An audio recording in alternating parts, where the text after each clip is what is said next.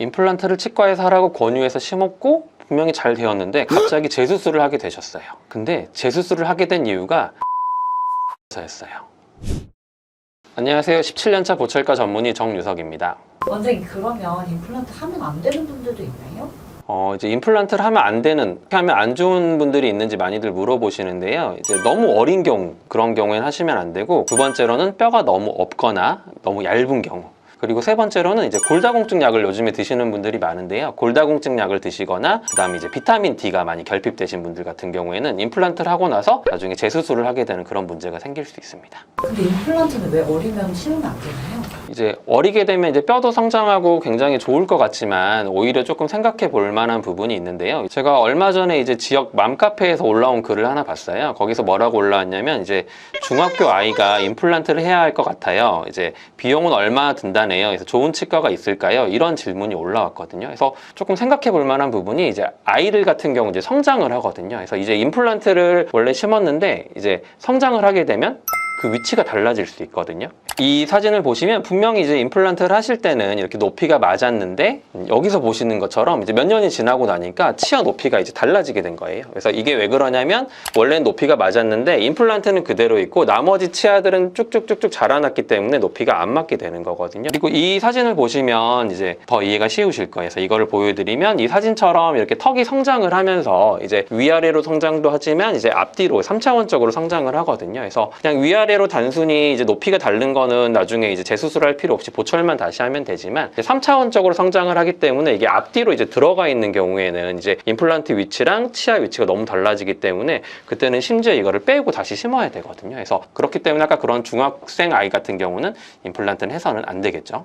근데 그러면 임플란트는 도대체 몇 살부터 할 수 있어요? 임플란트를 과연 몇 살부터 할 수 있는지 이런 이야기들 많이 물어보시는데요. 이제 쉽게 생각하면 이제 성장이 다 끝난 다음에 한다고 보시면 되겠습니다. 보통 이제 남자는 이제 18세, 그다음 여자 같은 경우는 16세를 얘기를 하는데요. 근데 사람마다 이 성장이 또 늦게까지 뭐 군대 가서까지 크는 남자 아이들도 있잖아요. 그래서 더 정확한 거는 그 손을 이런 식으로 손을 엑스레이를 찍어 보게 되면 여기 이제 이 사진에서 보시는 것처럼 이 손가락 중간에 이 마디 부분이 있게 됩니다. 그래서 이 마디 부분 사진을 찍어보면 동그랗게 원반 모양의 이런 게 있는데 이제 시간이 지나면서 이 원반이 점점 위쪽에 있는 뼈랑 이제 이런 식으로 2번, 3번처럼 붙어가는 과정을 거치게 되거든요. 그래서 손 사진을 찍어보고 아직 성장이 남았구나, 아니면 이제 이게 완전히 붙어 성장이 끝났구나, 이거를 보고 이제 임플란트를 심으시면 훨씬 안전하게 심으실 수 있을 것 같습니다. 그리고 이제 요즘에 이런 아이들이 생각보다 좀 많은데요. 이제 치아 개수가 이제 좀 부족한 아이들이 있습니다. 특히 이제 여기 사진에서 보시는 것처럼 이렇게 앞니, 대문니가 두 개가 있으면 그 옆에 이제 측절체라고 하는데 치아가 없는 경우가 종종 있습니다. 그래서 그런 경우에 이제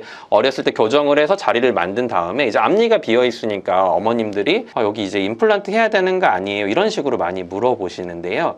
그런 경우에는 이제 임플란트를 하면 안 되고 아까도 말씀드렸다시피 오히려 거기에 보철로 일단 임시로 붙여놨다가 나중에 성장이 다 끝나고 난 다음에 그때 가서 임플란트를 좀 심으면 좀 안전하다고 보시면 되겠습니다. 그래서 아예 치아를 비워놨다고 해서 이게 뭐 해결할 수 있는 방법이 없는 게 아니라 여기 사진에서 보시는 것처럼 이런 것들을 붙여서 그래도 사회생활을 잘 할 수 있으니까 걱정 안 하셔도 될 것 같습니다.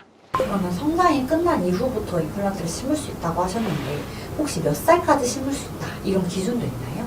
실질적으로는 이제 건강하시고 체력만 되신다고 하면 임플란트를 못하는 나이는 없습니다. 그래서 저희 환자분 같은 경우는 재작년에 이제 89세셨거든요. 임플란트를 여기 옆에 있는 이런 송곳니 임플란트를 하셨었고요. 이번에 이제 또 아래 앞니가 망가지셔서 지금은 이제 92세시거든요. 그런데도 이제 임플란트를 충분히 안전하고 건강하게 다 하실 수 있거든요. 그래서 건강하고 이제 뭐 관리만 잘 되시면 나이는 중요하지 않다, 이렇게 생각하시면 될 것 같습니다. 두 번째로는 뼈가 너무 얇거나 이제 뼈가 높이가 너무 없는 경우에는 이제 또 이런 부분들을 굉장히 조심을 하시는 게 좋습니다. 그래서 여기 사진에서 보시는 것처럼 이렇게 뼈가 너무 얇고 안 좋으신 분들이 간혹 계십니다. 그래서 앞니가 이렇게 뼈가 굉장히 얇아서 여기 엑스레이 사진에서 보는 것처럼 굉장히 종이장처럼 얇거든요. 그래서 이런 분들은 조금 무리하지 않는 게 좋고요. 그리고 또 이렇게 앞니 말고도 어금니 같은 경우도 이런 사진처럼 높이가 전체적으로 많이 낮아져 있는 경우가 있거든요. 그래서 이런 경우에는 무리를 안 하는 게 좋은 게 이제 원래 뼈라는 건 이제 살아있는 조직이잖아요. 그래서 저희가 이제 뼈가 생겼다 없어졌다를 반복을 하면서 이게 유지가 되는 건데 이제 이 뼈가 살아있으려면 이제 피가 많이 공급이 잘 돼야 됩니다. 그래서 피 공급을 잘 받아야 되는데 아까 사진에서 보시는 것처럼 너무 낮아져 있거나 하면 피가 전체적으로 양쪽에서 다 올 수 있는 게 아니라 바닥에서만 올라와야 되는데 그게 무한정 높이까지 갈 수가 없거든요. 그리고 또 전체적으로 감싸져 있으면 피가 사방에서 올 수 있는데 벽이 한쪽만 있고 굉장히 이렇게 이쑤시개처럼 얇다고 하면 피가 이제 옆에서 올 수가 없거든요. 그래서 그런 부분은 이제 임플란트 뼈 이식을 해서 설사 뼈가 됐다고 하더라도 나중에 이제 많이 빨리 무너지고 그런 현상들이 많이 생길 수가 있거든요. 그래서 너무 무리하게 이렇게 임플란트 뼈 이식을 하는 거는 좀 좋지 않다 좀 생각을 하시면 되겠습니다. 그럼 뼈가 없으면 아예 임플란트를 못 심나요? 그러면 이제 또 뼈가 너무 없으면 이제 나는 이제 임플란트를 못 하나? 그리고 다른 데서 이제 이야기했는데 이제 임플란트 못 한다고 했어요. 이런 말씀들을 하시는 분들이 좀 계시는데요. 꼭 그런 건 아닙니다. 이렇게 굉장히 얇거나 안 좋은 부분이 있으면 해당 부분에는 못 할 수 있지만 그 주변에 이제 뼈가 좋은 곳을 이용을 해서 임플란트를 심으면 가능하기도 하거든요. 그리고 또 굉장히 얇다 그래도 예전에 이제 임플란트를 무조건 두꺼운 거를 심어야 된다고 생각을 했는데 요즘에는 굉장히 얇은 임플란트도 튼튼하게 잘 나오기 때문에 뼈가 굉장히 얇은 경우에도 디지털 임플란트를 이용을 해서 정확하게 임플란트를 심으면 또 임플란트가 가능하기도 하거든요. 여기 이 사진을 보시면 이제 외국 케이스인데 이제 임플란트를 심은 지 벌써 몇 년이 지났는데 여기 사진에서 보시는 것처럼 잇몸이 내려가지 않고 깨끗한 모습을 보실 수가 있거든요. 그래서 이런 부분으로도 충분히 가능할 수 있다. 그리고 이제 정말로 이제 뼈가 없으신 분들이 계시거든요. 그래서 보통은 여기 사진에서 보시는 것처럼 코 옆에 이렇게 공기주머니가 두 개 있고 아래쪽은 이제 신경이 가깝게 지나가기 때문에 뼈가 너무 많이 내려가신 분들은 이제 심을 부분이 진짜 없게 됩니다. 하지만 앞쪽에는 보통은 뼈가 남아있기 때문에 위쪽도 앞쪽에는 뼈가 남아있어서 앞쪽에 두 개 심고 기울여서 두 개를 심고 하는 식으로 위아래를 심으면 이런 풀아치라는 방법을 이용을 하게 되면 정말 뼈가 없어서 못 하시는 분들도 치아를 만드실 수 있거든요. 그래서 이런 방법들도 있으니까 너무 걱정은 안 하셔도 될 것 같습니다. 또 이제 임플란트를 좀 하시면 안 좋을 만한 분들로서 요즘에 이제 골다공증이 많이 있으시잖아요. 그래서 골다공증 약을 오래 드신 분들 같은 경우에는 임플란트를 분명히 심었는데 아니면 심지어 굉장히 많이 흔들리는 치아를 쏙 뽑았는데 거기가 이제 뼈가 안 아물고 굉장히 막 고름이 나오고 냄새가 나고 감염이 되는 경우가 있거든요. 그래서 골다공증이 너무 심하신 경우에 좀 조심을 하시는 게 좋겠습니다. 그래서 이제 골다공증이 이제 있으시다고 그렇다고 다 이제 임플란트라든지 치아 발치를 못 하는 건 아니고요. 이제 연구에 따르면 이제 기준을 좀 살펴봤을 때 이제 골다공증 약을 오래 드신 경우가 안 좋다고 보시면 되겠습니다. 보통은 이제 많이들 드시는 게 이제 비스포스포네이트라든지 데노스맙이라든지 아니면 안티 엔지오제닉 드러그라고 하는데 그런 이제 혈관이 잘 생기지 않게 하는 그런 약들이 있거든요. 그래서 그런 약들을 오래 드신 경우가 문제가 됩니다. 여기 사진에서 보시는 것처럼 이 환자분 같은 경우는 이제 아래 어금니를 뽑으셨는데 저렇게 계속 시간이 지나도 아물지가 않고 이제 시간이 지나면서 오히려 뼈가 드러나고 저렇게 감염이 되고 아프고 냄새가 나고 이런 현상이 생기는 게 바로 이제 골다공증 때문에 생기는 MRONJ라고 하는데요. 그래서 저런 것들이 조금 문제가 생기기 때문에 골다공증 약을 오래 드시면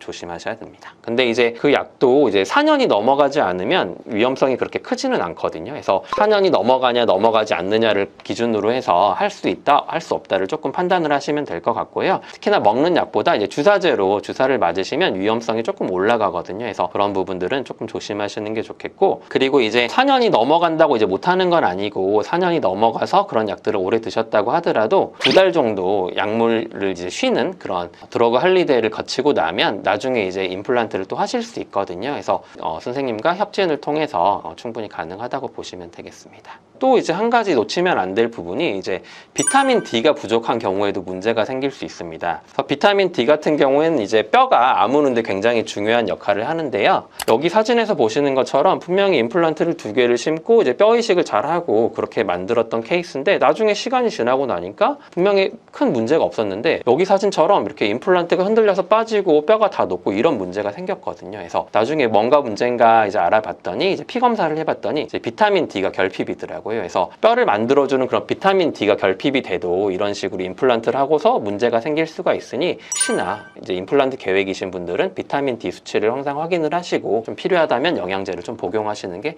좋을 것 같습니다. 당뇨가 있어도 임플란트 하면 좀 위험하다고 하던데 사실인가요?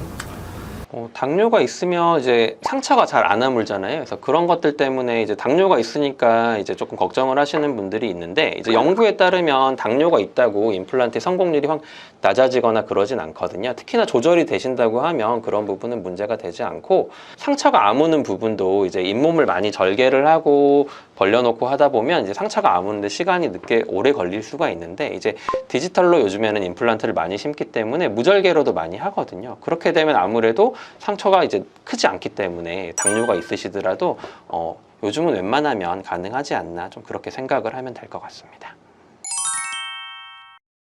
이번 영상을 통해 이제 임플란트를 하면 안 되는 케이스에 대해서 말씀을 드렸는데요. 첫째, 나이가 너무 어린 경우. 두 번째, 뼈가 너무 없거나 낮은 경우.